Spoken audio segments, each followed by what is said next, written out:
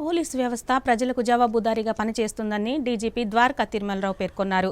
విశాఖపట్నంలోని పోలీసు కార్యాలయంలో ఆయన మీడియాతో మాట్లాడారు. ఫ్రెండ్లీ పోలీసు వ్యవస్థను కొనసాగిస్తామని చెప్పారు. పోలీస్ స్టేషన్కు వచ్చి నిర్భయంగా ఫిర్యాదు చేసే విధంగా ప్రజలు ఉండాలని కోరారు. స్టేషన్కు వచ్చే వారి పట్ల మర్యాదగా ప్రవర్తిస్తూ వారి సమస్యలను పరిష్కరిస్తామని అన్నారు.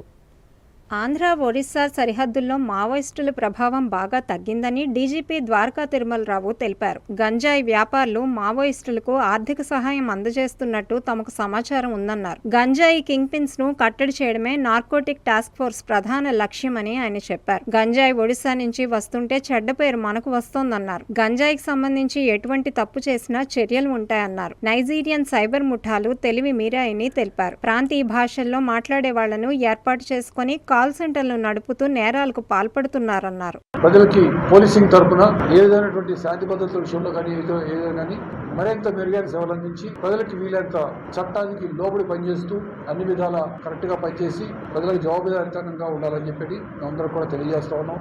ఆ విషయంలో మేము ఖచ్చితంగా పోలీసులందరం కూడా ఆ దిశలోనే పనిచేస్తామని మేమందరం తెలియజేసుకుంటున్నాను. మావోయిస్టు ప్రభావం చాలా వరకు ఆంధ్రప్రదేశ్ రాష్ట్రంలో అంటే ఏఓబీలోనే మనకు మెయిన్గా చాలా వరకు తగ్గిపోయింది. అక్కడ ఎంతవరకు వాళ్ళ ప్రభావం ఉంది, అక్కడ వాళ్ళు ఇంటీరియర్ ఏరియాస్లో ట్రైబల్ ఏరియాస్లో ఎవరన్నా అలౌ చేసి అంటే వీళ్ళు పోలీసు వాళ్ళు ఎక్కువ రారని చెప్పిన వాళ్ళ అనుభూతి కోసం చేస్తున్నారా, లేక అంతకన్నా ఎక్కువగా గంజాయి వ్యాపారం చేసే వాళ్ళు ఇచ్చేటువంటి వాళ్ళు స్పాన్సర్ చేస్తున్నారా, గంజాయి వ్యాపారం చేసేటువంటి కింగ్ పిన్సే దీనికి ఎక్కువ స్పాన్సర్ చేసి మరీ చేస్తున్నారని చెప్పి మా ఇన్ఫర్మేషన్ ఉంది. గంజాయి అనగానే మన పేరే వస్తుంది, పక్కన ఉన్నటువంటి ఒరిస్సా రాష్ట్రం ద్వారా ఎంతో మనకు వస్తుంది మల్కాన్గిరి ఏరియాస్, కానీ పేరు మాత్రం మనకు పడిపోయింది. ఆల్రెడీ ఆంధ్ర అంట అని మాట వచ్చేసింది. సో ఈ అపప్రదను పూర్తిగా తొలగించుకోవాలని, పూర్తిగా గంజాయిని కంట్రోల్ చేయాలని అన్ని విధాలు ప్రయత్నం చేస్తారు. వ్యాపారం